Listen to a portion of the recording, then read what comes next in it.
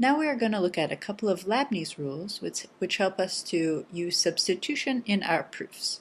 So we're first going to look at weak Leibniz, which says that if we know A equivalent to B from an absolute theorem, then we can use unconditional substitution to substitute A and B into the same formula C and get that these two formula are equivalent.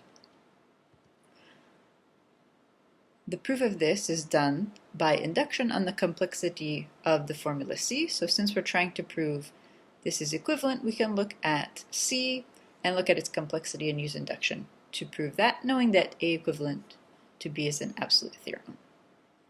And this is done in the textbook and the notes. We won't look at this in class, however.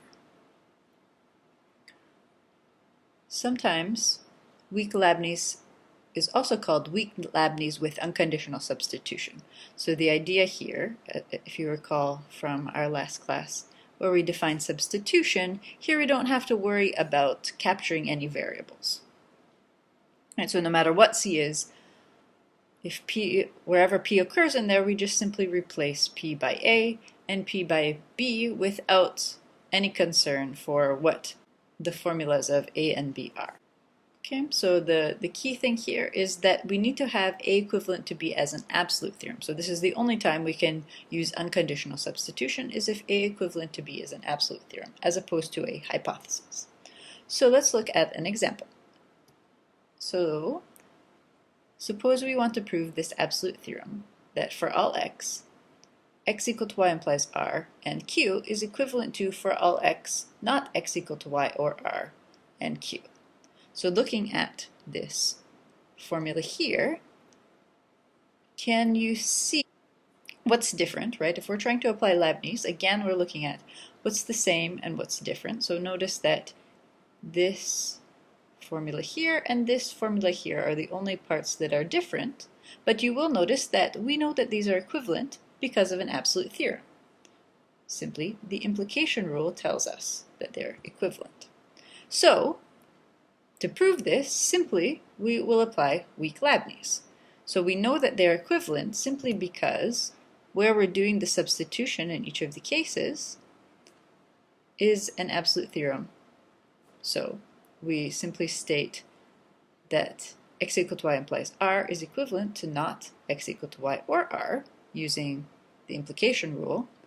And then we note that by weak Leibniz, since this is an absolute theorem, we get this equivalence simply by substituting this absolute theorem into the well-formed formula C, which looks like for all x, p, and q, right?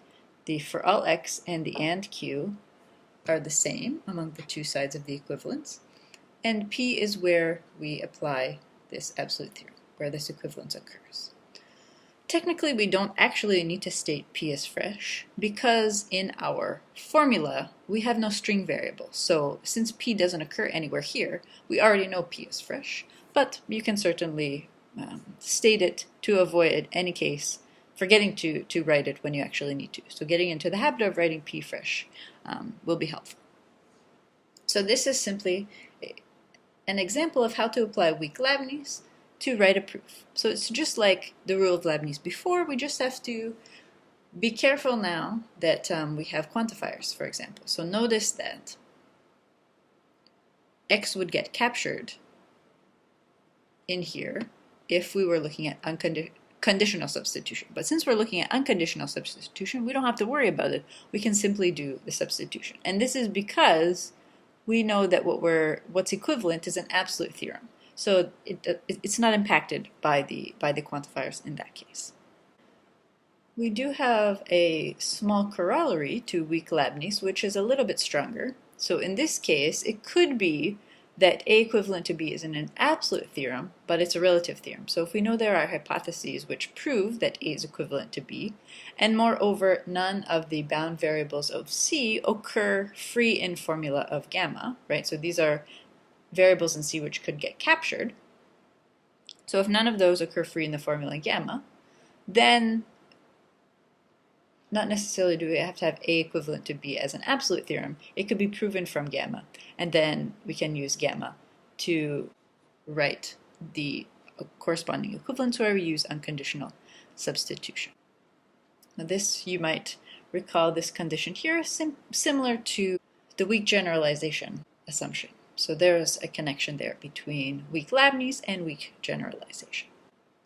So what we do not have, and what we have to be careful of, is we do not have strong Leibniz with unconditional substitution. That means we cannot simply have A equivalent to B as a hypothesis and be able to use that hypothesis to do unconditional substitution.